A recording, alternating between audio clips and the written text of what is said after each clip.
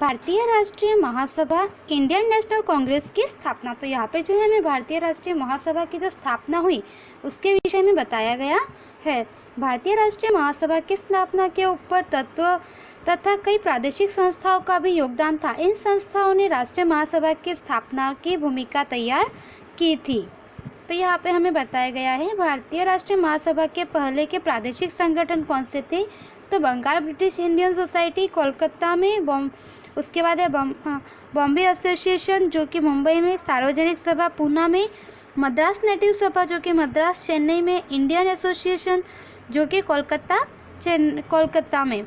तो उसके बाद हमें बताया गया है कि sir Allan Octavian Hume A.O. Hume नामक निवृत्त अंग्रेज अधिकारी को विश्वास हो चुका था कि साम्राज्य ऊपर से जितना सुरक्षित दिखलाई पड़ रहा है उतना नहीं है। उनका विचार था कि जनता में के असंतोष को कम नहीं किया गया तो 1857 के स्वतंत्रता संग्राम जैसी घटनाएं फिर से घटने लगेगी। इस जन आक्रोश को रोकने के लिए उन्होंने संवैधानिक संस्था की स्थापना करने का विचार किया।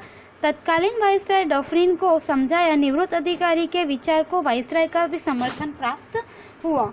तो यहाँ पे हमें बताया कि सर एलन ऑक्टेवियन ह्यूम जो कि A.O. ह्यूम के नाम से जाने जाते हैं नामक जो अंग्रेज अधिकारी थे उन्हें विश्वास हो चुका था कि साम्राज्य जितना सुरक्षित दिखाई दे रहा है उतना सुरक्षित नहीं है। उनका विचार था कि जनता का जो असंतोष है, जनता के बीच में असंतोष वाला हुआ है, उसे जो यदि कम ना किया गया तो 1857 के स्वतंत्रता जैसी घटनाएं घटने लगेगी। और इस जन आक्रोश को रोकने के लिए उन्होंने जो है यहाँ पे संवैधानिक संस्थाओं की स्थापना करने का भी विचार किया। और उस समय की जो वाइसराय डफरिन थे उनको भी समझाया और निवृत्त अधिकारी के विचार को जो है वाइसराय का भी समर्थन प्राप्त हुआ। A.O. ह्यूम के प्रयत्नों से 25 दिसंबर 1885 में महासभा की स्थापना मुंबई में की गई थी। मुंबई की गोकुलदास तेजपाल संस्कृत पाठशाला में 28 दिसंबर 1885 के दिन व्योमेश चंद्र बनर्जी की अध्यक्षता में उनका प्रथम अधिवेशन हुआ था। उसमें भारत के अलग अलग प्रदेशों में से 72 प्रतिनिधियों ने हिस्सा लिया। उसमें दादाभाई नौरोजी, गोपाल कृष्ण गोखले, फिरोज शाह मेहता, बदरुद्दीन तैयब जी, K.T. तेलंग, दीनशाह वाच्य आदि मुख्य व्यक्ति थे। देश की अनेक समस्याओं पर चर्चाएं हुई। तो यहाँ पे हमें बताया कि इस तरह से यहाँ पे जो ये रचना की गई थी संस्था की, इसमें जो है कई सारे नेताएं वगैरह थे और इसमें देश की कई समस्याओं पर जो है चर्चा है और इसमें जो है अलग अलग प्रदेशों में से 72 प्रतिनिधियों ने हिस्सा लिया था।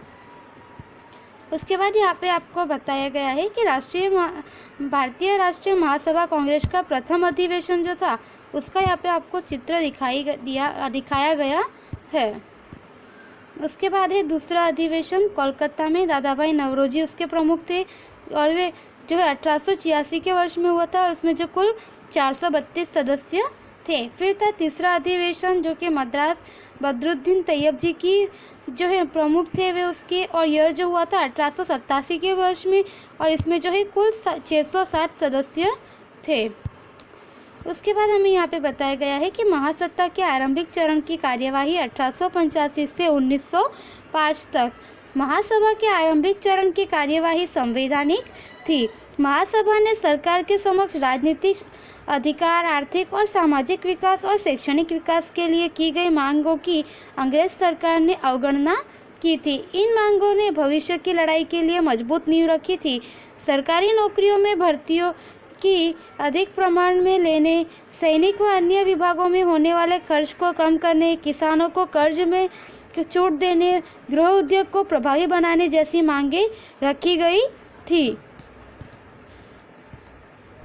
तो यहाँ पे हमें बताया गया है कि महासभा के आरंभिक चरण की कार्यवाही जो है वह संवैधानिक थी और महासभा ने सरकार के समक्ष जो है राजनीतिक अधिकार, आर्थिक और सामाजिक विकास और शैक्षणिक विकास के लिए की गई मांगों को अंग्रेजी सरकार ने उनकी अवगणना की और इन मांगों ने भविष्य की लड़ाई के लिए जो है मजबूत नींव रखी थी।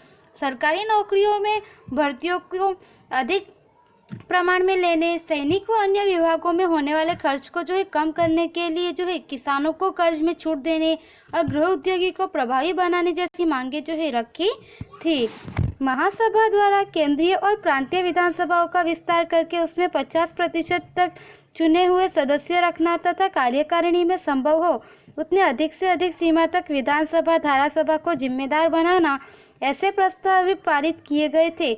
महासभा की मांगों के कारण सरकार अखबार पर लगे हुए नियंत्रण को दूर करके व्यक्ति स्वातंत्र्य तथा वाणी स्वातंत्र्य प्रदान करने वाले कानून पारित किए थे। महासभा ने शिक्षित वर्ग में राष्ट्रीय चेतना जागृत करके उसे राजनीतिक प्रशिक्षण दिया, उसे भविष्य के स्वाधीनता संघर्ष के लिए योग्य नेता प्राप्त हुए। तो यहाँ पे हमें बताया गया है कि महासभा द्वारा जो है केंद्रीय और प्रांतीय विधानसभाओं का विस्तार करके उसमें जो है 50% तक चुने गए सदस्य रखना तथा उसमें जो है कार्यकारिणी में संभव हो उतने अधिक से अधिक जो है विधानसभा को जिम्मेदार बनाना, ऐसे प्रस्ताव भी पारित किए थे। और महासभा की मांगों के कारण जो है सरकार अखबार पर लगे हुए नियंत्रण को दूर करके व्यक्ति स्वातंत्र्य तथा वाणी स्वातंत्र्य प्रदान कराने वाले कानून जो है उन्होंने पारित किए थे। कि महासभा ने जो है शिक्षित वर्ग में राष्ट्रीय चेतना जागृत करके उसे जो है राजनीतिक प्रशिक्षण दिया, उससे भविष्य के स्वाधीनता संघर्ष के लिए योग्य नेता उन्हें प्राप्त हुए। उसके बाद बताया गया है फूट डालो और शासन करो, यानी कि डिवाइड एंड रूल। तो भारतीय राष्ट्रीय महासभा कांग्रेस की स्थापना की शुरुआत में अंग्रेज शासकों उसके प्रति सहानुभूति रखते थे, परंतु थोड़े समय के बाद वे इसका विरोध करने लगे। कांग्रेस के अधिवेशन में शुरुआत में सरकारी अधिकारी उपस्थित रहते थे, बाद में सरकार ने उन्हें कांग्रेस के अधिवेशन में उपस्थित रहने पर प्रतिबंध लगा दिया। गवर्नर जनरल कर्जन ने राष्ट्रीयता विरोधी कितने ही कदम उठाए और भारत के लोकमत की अवगणना करने के लगे। कर्जन ने फूट डालो और शासन करो की नीति अपनाकर ईस्वी सन 1905 में बंगाल का विभाजन कर दिया। तो यहाँ पे हमें बताया है कि फूट डालो और शासन करो यानी कि भारतीय राष्ट्रीय महासभा यानी कि कांग्रेस की स्थापना की शुरुआत में जो है अंग्रेज शासक उसके प्रति सहानुभूति रखते, परंतु थोड़े समय के बाद जो है वे इनका विरोध करने लगे थे। और कांग्रेस के अधिवेशन की शुरुआत में जो है सरकारी अधिकारी उपस्थित रहते थे, बाद में सरकार ने उन्हें कांग्रेस के अधिवेशन में उपस्थित रहने पर प्रतिबंध लगा दिया, जो कि गवर्नर जनरल ने जो है जनरल कर्जन ने राष्ट्रीयता विरोध के इतने ही कदम उठाए और भारत के लोकमत की अवगणना करने लगे। कर्जन ने जो है फूट डालो और शासन करो की नीति अपनाकर 1905 में जो है बंगाल का विभाजन कर दिया था। उसके बाद हमें बताया गया है कि बंगाल का विभाजन 1905, बंगाल ब्रिटिश भारत का सबसे बड़ा प्रांत था। तो हमें बताया गया है कि ब्रिटिश भारत का जो सबसे बड़ा प्रांत है वह बंगाल था। उसमें बिहार और उड़ीसा के कितने ही भागों का समावेश होता था। उसकी आबादी 7 करोड़ 80 लाख से भी अधिक थी।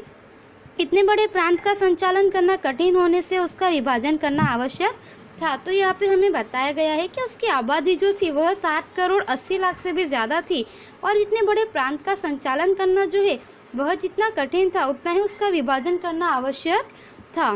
फिर भी उस प्रांत में से बिहार और उड़ीसा के प्रदेश अलग करने के बदले मुस्लिम बाहुल्य वाले पूर्व बंगाल को उसमें से अलग कर दिया गया। बंगाल उस समय बहुत जागृत प्रांत था। वाइसराय कर्जन मुस्लिम बहुल इलाके को अलग करके हिंदू और मुसलमानों के बीच सांप्रदायिकता पैदा करके बढ़ रही राष्ट्रीय जागृति को कमजोर कर देना चाहता था।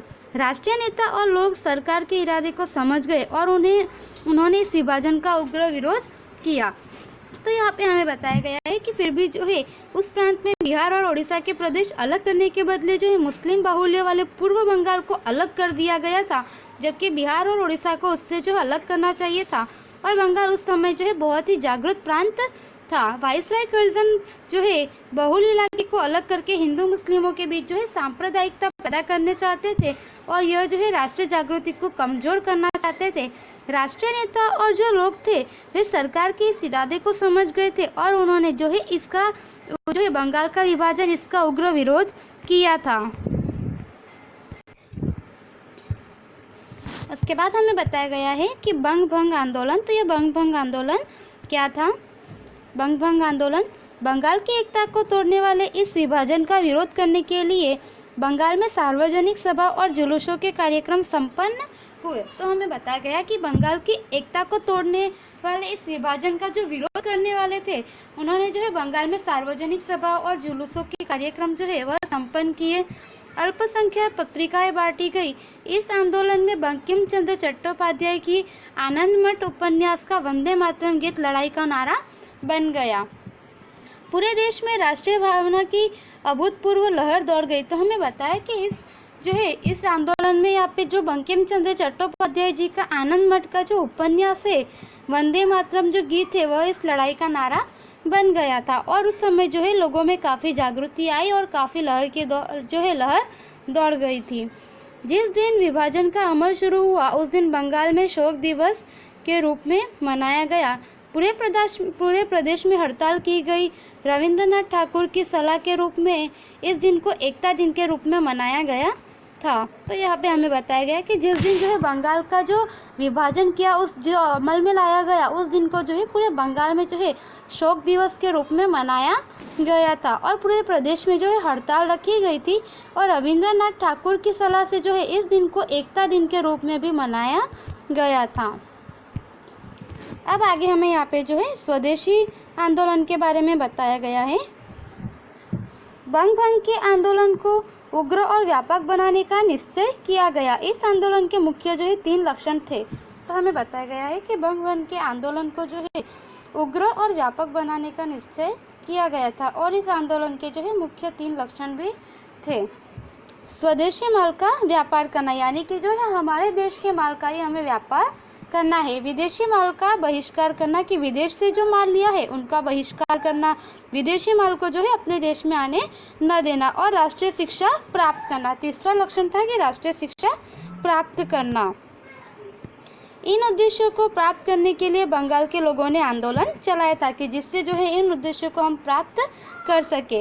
एक आंदोलन समिति की रचना की गई। उसमें सुरेंद्रनाथ बनर्जी, विपिन चंद्र पाल और अरविंद घोष जैसे कांग्रेस के अग्रगण्य नेता थे। तो यहाँ पे हमें बताया इस आंदोलन के लिए जो है एक समिति की रचना की गई थी जिसमें जो है सुरेंद्रनाथ बनर्जी, विपिन चंद्र पाल और अरविंद घोष जैसे जो है अग्रगण्य नेता भी थे। विदेशी कपड़े और अन्य चीज वस्तुओं का बहिष्कार करके स्वदेशी चीज वस्तुओं का उपयोग करने के लिए लोगों से आग्रह किया गया था। स्वदेशी चीज वस्तुओं का लाभ लोगों को समझाया गया। वर्तमान पत्रों में लेख सभा और आम सभा और लोकगीतों के द्वारा स्वदेशी का प्रचार किया गया था। स्वदेशी चीज वस्तु बनाने वाले कारखाने शुरू किए गए। इंग्लैंड से आयात होने वाले कपड़े, नमक, चीनी, बूट, जूते, सिगरेट, तंबाकू आदि का आयात कम हो गया और भारत में बने हुए कपड़े व अन्य चीज वस्तुओं का विक्रय बढ़ा। स्वदेशी आंदोलन बंगाल के अलावा भारत के कई प्रांतों में फैल गया। तो यहाँ पे हमें बताया गया है कि इस जो आंदोलन है इसमें जो है यहाँ पे जो बाहर की चीज़ों का हम आयात कर रहे थे इंग्लैंड वगैरह से, उनका जो है बहिष्कार करना था और स्वदेशी चीज़ों को अपनाना था, जिसके जो है लोगों को इसके बारे में समझाया गया। इससे जो है लोगों की आर्थिक स्थिति सुधरेगी, हमारे देश की जो है आर्थिक स्थिति वह सुधरेगी, इसके बारे में लोगों को बताया गया और इसका जो है अलग अलग माध्यम के द्वारा कई प्रकार से इसका प्रचार प्रसार भी किया गया। उसके बाद है राष्ट्रीय शिक्षा। तो स्वदेशी और बहिष्कार के साथ जुड़े हुए 1905 के इस आंदोलन का तीसरा महत्वपूर्ण लक्षण जो है वह राष्ट्रीय शिक्षा थी कि बंग आंदोलन में विद्यार्थियों ने खूब बढ़ चढ़कर हिस्सा लिया था। इसलिए विद्यार्थियों को सामूहिक दंड करने से लेकर उन्हें विद्यालय कॉलेज से निकाल देने तक का कदम उठाया गया था। तो यहाँ पे हमें बताया गया है कि स्वदेशी और बहिष्कार के साथ जो है यहाँ पे इस आंदोलन में जो है राष्ट्रीय शिक्षा का भी एक लक्षण महत्वपूर्ण रखा गया था कि बंग आंदोलन में जो है विद्यार्थियों ने खूब अधिक मात्रा में भाग लिया था, हिस्सा लिया था। इसलिए विद्यार्थियों को जो है सामूहिक रूप से दंड देने से लेकर जो है कॉलेज से निकाल देने तक के कदम भी उठाए गए थे। परिणाम स्वरूप वैकल्पिक शिक्षा के रूप में राष्ट्रीय विद्यालय शुरू किए गए थे। बंगाल में ईस्वी सन 1907 में 25 राष्ट्रीय माध्यमिक विद्यालय और 300 राष्ट्रीय प्राथमिक विद्यालय शुरू किए गए। रविंद्रनाथ ठाकुर ने ईस्वी सन 1901 में शांति निकेतन में विश्व भारती की शुरुआत की थी। अंग्रेज सरकार बंग आंदोलन को तोड़ सकने में असफल रही। अंत में ईस्वी सन 1911 में अंग्रेज सरकार को बंगाल का विभाजन रद्द करना पड़ा। बंगाल की प्रजा का शांत और अहिंसक मार्ग से प्राप्त की हुई यह एक यादगार और ऐतिहासिक विजय थी। तो यहाँ पे हमें बताया कि जो विद्यार्थी थे उन्हें जो है यहाँ पे कॉलेज से निकाल देने तक के कदम उठाए गए थे। तो इसके परिणाम स्वरूप जो है वैकल्पिक शिक्षा के रूप में जो है राष्ट्रीय विद्यालय जो है वह शुरू किए गए थे और बंगाल में ईस्वी सन 1907 में 25 जो है वह राष्ट्रीय माध्यमिक विद्यालय, 300 जो है राष्ट्रीय प्राथमिक विद्यालय शुरू किए गए थे। और रविंद्रनाथ ठाकुर ने जो है 1901 में शांति निकेतन में विश्व भारती की शुरुआत भी की। अंग्रेज सरकार जो है भंग भंग का जो आंदोलन था उसे तोड़ने में असफल रही और अंत में उन्हें जो है 1911 में बंगाल का विभाजन रद्द करना पड़ा। तो यह जो है बंगाल की प्रजा द्वारा जो शांत रहकर और अहिंसा के रूप में जो है उन्होंने यह जो है बंगाल जो है वह प्राप्त किया, यह एक ऐतिहासिक विजय थी।